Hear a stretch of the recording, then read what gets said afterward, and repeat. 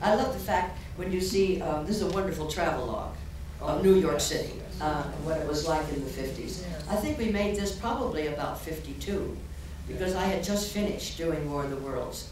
And another thing that's so that is that Life. They were both released the same year. Yes, I think the same year. 53. Life Stevens did the music on this, and every time they have a quiet moment where it's very, very sad, there's War of the Worlds comes creeping in. He did the music for War of the Worlds. He did music for this movie and for Julie. And every once in a while, it's like he's got some extra notes. I'll stick them here. I didn't get them all in War of the Worlds, so I'll put them in this movie, and I think I'll add a few in Julie. What's your reaction watching it today? How do you think it holds up? Oh, beautifully. I think so. I find it to be a very, very touching film. Well, for the fact that you see him walking around a lot, and there's not much dialogue. But it's just, you're looking at New York, and you're looking at his peril, his problems.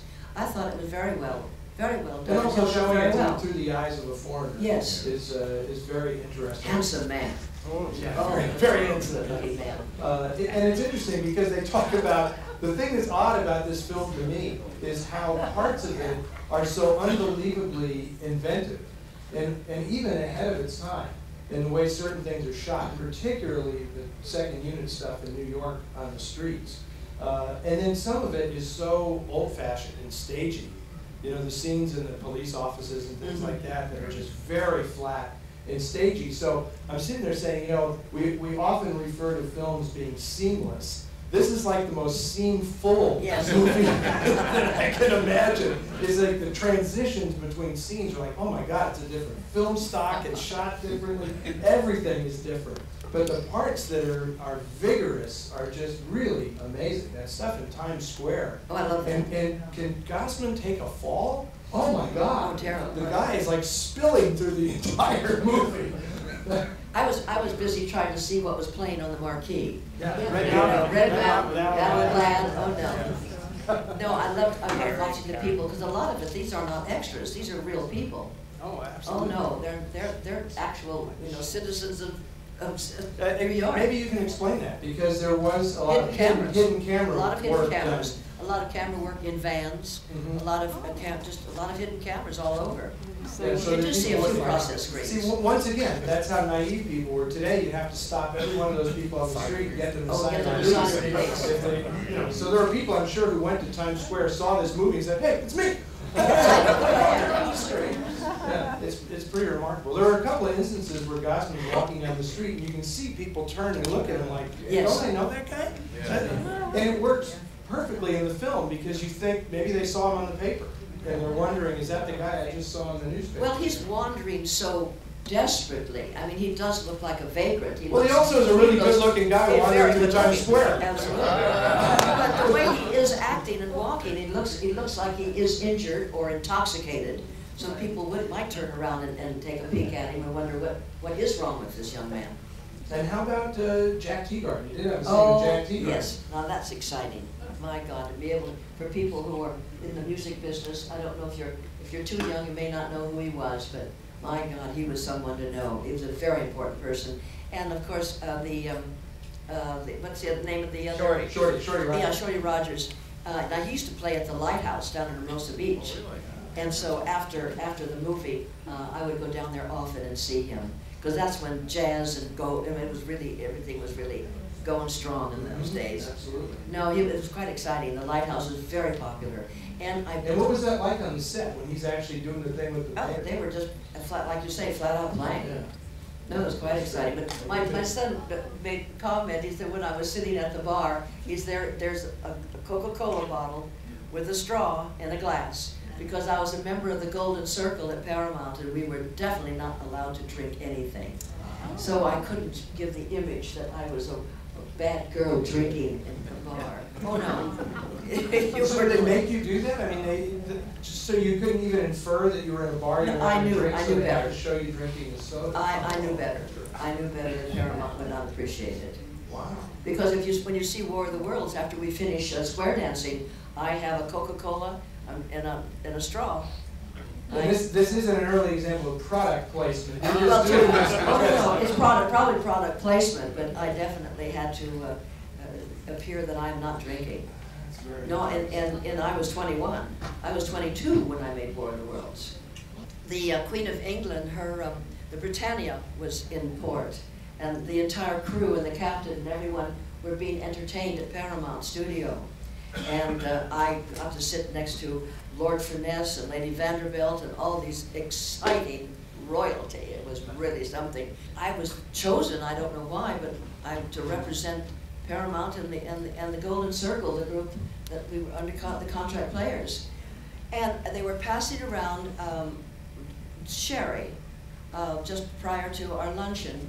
And I remember as the waiter came by, and we all reached for a small little glass of sherry, and Douglas Fairbanks Jr. said, Anne, you're the Golden Circle, you're not allowed to have anything to drink. And I said, oh, he saved my life. No, they were very, very strict. God, it's like you're being prepared for virgin sacrifice. Explain exactly what it is. What's the Well, it was just a contract players that Paramount thought were grooming for stardom, and thought that they were, and Barbara Rush is the one who really ended up being the biggest star out of ours. Several of them went to General Hospital and worked there, and I ran off to Mexico and married a bullfighter. So I didn't quite make it. It took me 60 years to suddenly become popular. I'm telling you, the Spielberg did the second War of the Worlds, then suddenly Paramount, I was dragged out of mothballs like old Rose from the Titanic. Wasn't there another version of the War of the Worlds as well that you did? How did you do I did the television series. The television series, that's right. I said I did everything but the musical, and Richard Burton beat me to that one. Now I have to ask you, last night Ernest Borgnine gave his views on what he thinks of contemporary cinema. Do you share those views, that there's something has been lost, perhaps? It's just too much noise. Too much noise. I mean, it's like the movie Halloween, the first one. It was so frightening, and you didn't see one drop of blood. Yeah. And it was a scary, scary movie. And then they thought, well, maybe we ought to really slit the throat and really make it look. And it just gets boring after a while. But then as you say, what is that movie, Independence Day? Why do they have to blow up everything? It's just because they could. It's like people That's who right. drive now. They drive any way they want to just because they can.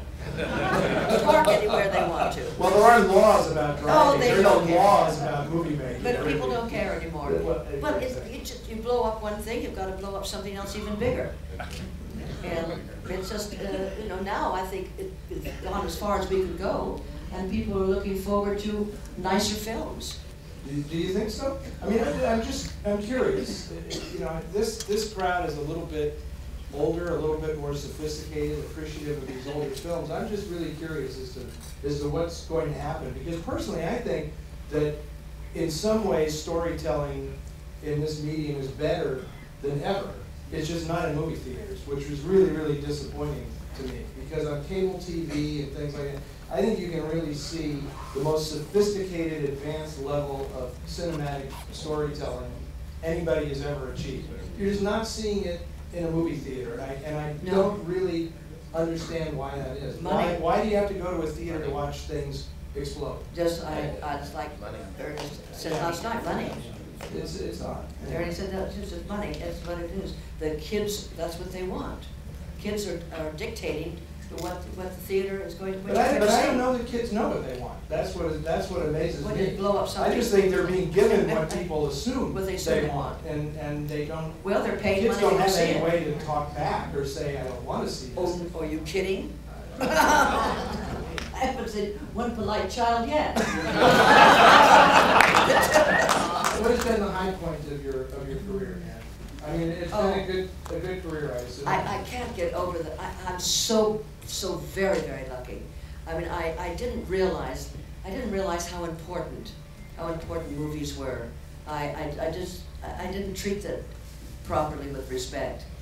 When I was given so many movies and so many things to do, it was a business, and I didn't conduct myself as a business. I thought it was going to go on forever, and I had a wonderful time doing it.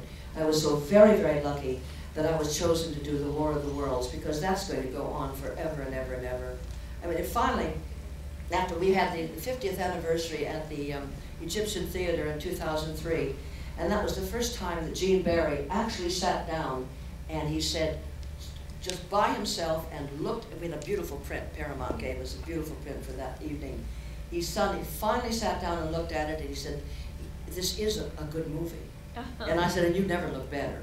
I thought he looked wonderful, you know, dressed as a ranger, you know, and instead of that tight suit with the hanger still in the shoulders. He always looked so stiff after that. Once he became Gene Barry, he lost, I don't know, something really charming about him, an adorable man. We became very close friends after his wife passed away in 2003.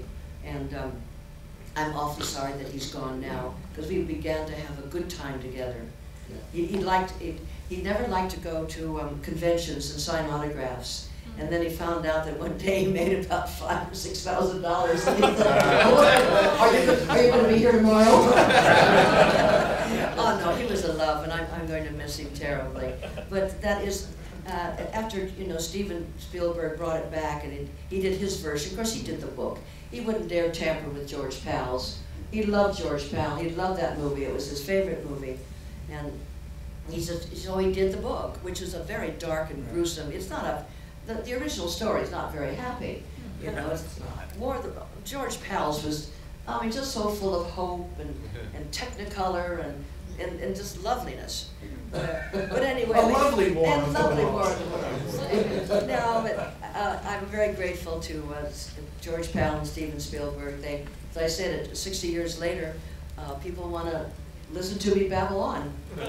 And we're happy for it. I mean, that is the magic of the movies, right? You achieve a certain degree of immortality.